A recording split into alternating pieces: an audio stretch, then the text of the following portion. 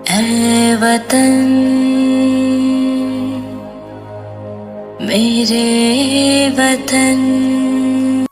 Doctor Shyamaprasad Mukherjee Bharat ইতিহাসের এক tragic নায়ক। কারণ যে দেশের অখণ্ডতার জন্য, ঐক্যের জন্য তিনি আজীবন লড়াই করে গেলেন, মারা গেলেন সেই নিজের দেশে সম্পূর্ণ পরবাসী হিসাবে। যে কোনো মৃত্যুই বেদনাদায়ক, কিন্তু বাংলার বাঘ আশুতোষ মুখার্জির সিংহপুত্র শ্যামাপ্রসাদ যেভাবে কাশ্মীরের জেলে মারা গেলেন, তাকে কেবলমাত্র ইংরেজ শাসনাধীন ভারতের জেলগুলিতে মৃত্যু হওয়া একজন সাধারণ কয়েদির মৃত্যুর সঙ্গেই তুলনা করা যেতে পারে। যাই হোক, আগের পর্বে আলোচনা করেছি শ্যামাপ্রসাদের বাল্য, কৈশোর, শিক্ষা জীবন। আলোচনা করেছি তার বিবাহিত জীবন, তার উপাচার্য হিসাবে কার্যকাল, রাজনীতিতে প্রবেশ। আলোচনা করেছি হিন্দু মহাসভায় নেতৃত্বদান, বাংলার মন্ত্রিসভায় কার্যকাল, পশ্চিমবঙ্গ রাজ্য সৃষ্টিতে ভূমিকা এবং স্বাধীন ভারতের শিল্পমন্ত্রী হিসাবে তার অবদান প্রভৃতি। এই পর্বে আলোচনা করব কেন তিনি নেহেরু মন্ত্রিসভা থেকে পদত্যাগ করেন, কোন পরিস্থিতিতে জনসংঘ প্রতিষ্ঠা করেন এবং কোন পরিস্থিতিতে তিনি কাশ্মীর অভিযান করেন এবং সেখানে কিভাবে তার মৃত্যু হয়, সেই হৃদয় বিদারক কাহিনী। প্রখর বক্তা শ্যামাপ্রসাদ সাংসদ ও মন্ত্রী হিসাবে অত্যন্ত মর্যাদার অধিকারী ছিলেন, কিন্তু হিন্দু উদ্বাস্তুদের স্বার্থ রক্ষায় বদ্ধপরিকর শ্যামাপ্রসাদ নেহেরু নীতির চরম সমালোচক ছিলেন। এদিকে দেশভাগ, পূর্ব ও পশ্চিম পাকিস্তানের সংখ্যালঘু হত্যা, সাম্প্রদায়িক দাঙ্গা, উদ্বাস্তু সমস্যা প্রভৃতির ফলে ভারতের রাজনীতি ক্রমশ জটিল থেকে জটিলতর হয়ে পড়ছিল। এরপর 1948-এর 30শে জানুয়ারি নাথুরাম গডসে প্রকাশ্য দিবালোকে গান্ধীজিকে হত্যা করলে সরকার হিন্দু মহাসভা ও আরএসএসকে ব্যান্ড করে, ফলে পরিস্থিতি আরও জোরালো হয়ে ওঠে। অন্যদিকে পূর্ব পশ্চিম পাকিস্তানে শুরু হয় হিন্দু মুক্তকরণের কাজ। হত্যা, ধর্ষণ, হিন্দু মন্দির ধ্বংস, জমি দখল পূর্ব পাকিস্তানের নিত্য নৈমিত্তিক ব্যাপার হয়ে দাঁড়ায়। ধর্ম ও সম্মান বাঁচাতে হিন্দু শরণার্থীদের ঢল নামে পশ্চিমবঙ্গ, আসাম ও ত্রিপুরায়। শ্যামাপ্রসাদের চেষ্টায় ভারতের অন্যান্য নেতৃবৃন্দ উপলব্ধি করেন যে পাকিস্তানের সংখ্যালঘু অত্যাচারে ভারতের আর চুপ থাকা উচিত নয়। এ বিষয়ে তার হস্তক্ষেপের জন্যই পার্লামেন্টের ভিতরে ও বাইরে সরকার প্রচণ্ড চাপে পড়ে যায়। মূলত তার চেষ্টাতেই পাকিস্তান সরকারের উপর এ বিষয়ে চাপ সৃষ্টি হতে থাকে। এরই প্রেক্ষিতে 1950-এ স্বাক্ষরিত হয় নেহেরু লিয়াকত চুক্তি। এই চুক্তিকে শ্যামাপ্রসাদ পাকিস্তানের প্রতি নেহেরুর তোষণ হিসাবেই দেখেন এবং এর বিরুদ্ধে তীব্র প্রতিবাদ করেন। নেহেরু মন্ত্রিসভার সদস্য হয়েও তিনি পাকিস্তানের সংখ্যালঘু অত্যাচার ও নেহেরু লিয়াকত চুক্তির বিরুদ্ধে লোকসভায় প্রতিবাদের ঝড় তোলেন। অবশেষে 8ই এপ্রিল তিনি নেহেরু মন্ত্রিসভা থেকেই পদত্যাগ করেন। এই সময় থেকে হিন্দু মহাসভার সাথে তার দূরত্ব তৈরি হতে থাকে এবং আরএসএসের সাথে তার ঘনিষ্ঠতা বৃদ্ধি পেতে থাকে। তাছাড়া ইতিপূর্বে গান্ধী হত্যাকে কেন্দ্র করে সরকার হিন্দু মহাসভা ও আরএসএসকে নিষিদ্ধ করলে নেহেরুর তোষণ নীতির বিরুদ্ধে একটি প্রতিবাদী রাজনৈতিক দল বা সংগঠনের প্রয়োজনীয়তা দেখা দেয়। কারণ শ্যামাপ্রসাদ এমন একটি রাজনৈতিক প্ল্যাটফর্ম চাইছিলেন যা নেহেরু তথা কংগ্রেসের তোষণ নীতির বিরুদ্ধে জনমত তৈরি করতে পারে। তাই তদানীন্তন আরএসএস প্রধান গুরুজি গোলওয়ালকারের পরামর্শে তিনি প্রতিষ্ঠা করেন ভারতীয় জনসংঘ নামক রাজনৈতিক দল। 1951 খ্রিস্টাব্দে প্রতিষ্ঠিত এই জনসংঘ থেকেই পরবর্তীকালে ভারতীয় জনতা পার্টি বা বিজেপি দলের সৃষ্টি হয়। 1952-র প্রথম সাধারণ নির্বাচনে তার এই দল জনসংঘ 3টি আসন লাভ করে। জনসংঘের প্রার্থী হিসাবে শ্যামাপ্রসাদ নিজে দক্ষিণ কলকাতা কেন্দ্র থেকে বিপুল ভোটে জয়ী হন। তিনি লোকসভায় ন্যাশনাল ডেমোক্রেটিক পার্টি নামে একটি জোট গঠন করে বিরোধী দলের প্রতিষ্ঠা করেন এবং তিনি নিজে হন সেই বিরোধী দলনেতা। এছাড়া ওই নির্বাচনে তার দল জনসংঘ বাংলা ও রাজস্থানে 8টি করে আসন লাভ করে। কিন্তু ওই সময় জমিদার প্রথার বিলোপ আইনের প্রশ্নে জনসংঘের বিধায়করা দ্বিধা বিভক্ত ছিল। জনসংঘের নেতা হিসাবে ডক্টর মুখার্জি রাজস্থান পরিষদীয় দলের জরুরি বৈঠক ডেকে নির্বাচনী ইস্তাহার পালনের দায়বদ্ধতার কথা মানতে বলেন, কিন্তু 8 জনের মধ্যে মাত্র 2 জন ওই সভায় উপস্থিত হন। এই অবস্থায় শ্যামাপ্রসাদ অনুপস্থিত ওই 6 জনকেই বহিষ্কার করেন। এইভাবে রাজনৈতিক দায়বদ্ধতা স্বীকার করার জন্য তিনি রাজস্থানে সেদিন নিজের দলকেও মাত্র 2 সদস্যের দলে পরিণত করতেও দ্বিধা করেন। এই সময় বাংলার মুখ্যমন্ত্রী ডাক্তার বিধান রায়ের সাথে একযোগে তিনি গঠন করেন নজরুল নিরাময় সমিতি।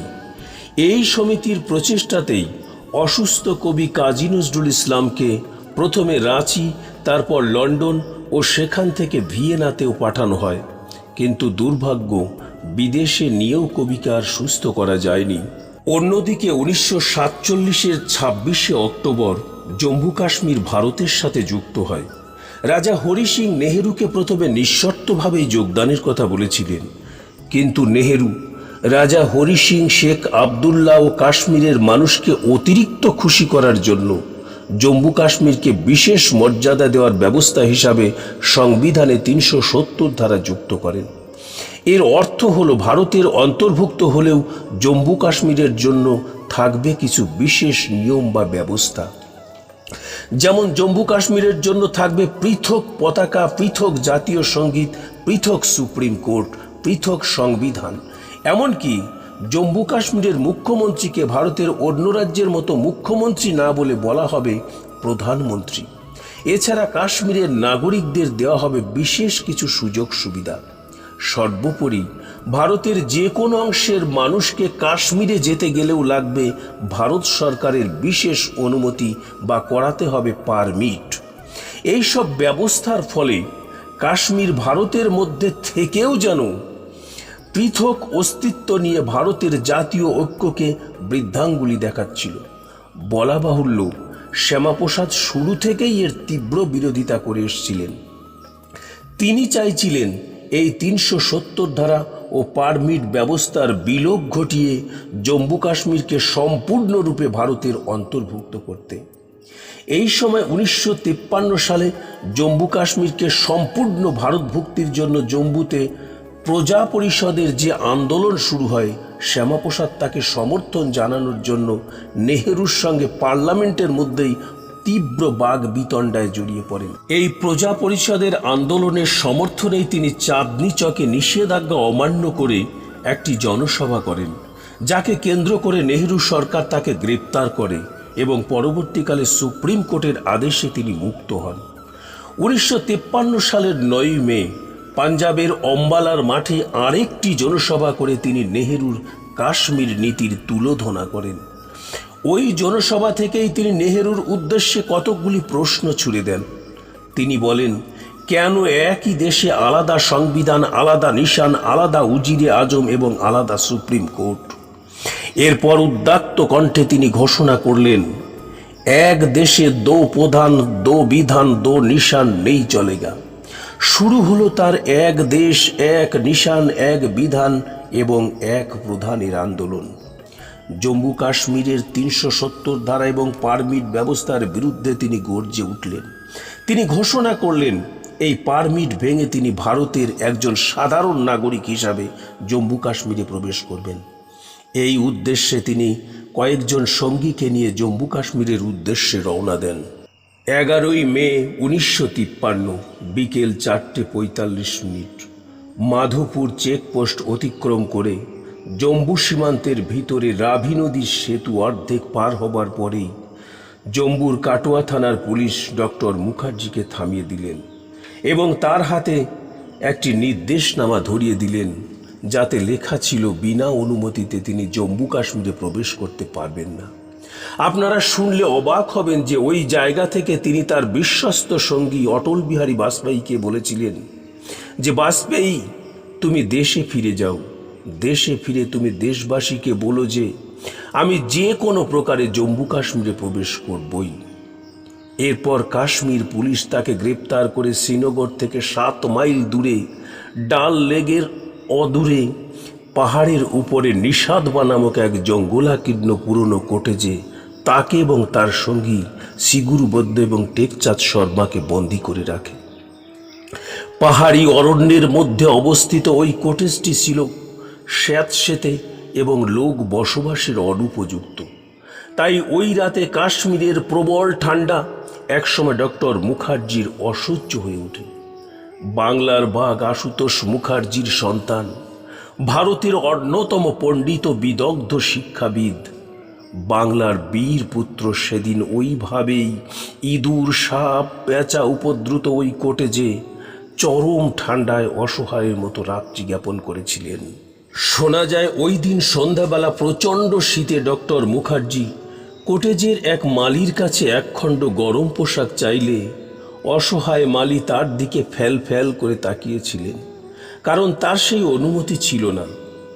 পরে অবশ্য তাকে গরম পোশাক দেওয়া হয়েছিল। যাই হোক, কাশ্মীরের প্রবল ঠান্ডায় ওই পরিবেশে কয়েকদিনের মধ্যেই তার জ্বর ও কাশি শুরু হয়। কাশ্মীরের ডাক্তাররা বললেন তার ডাইপ্লুরিসি হয়েছে।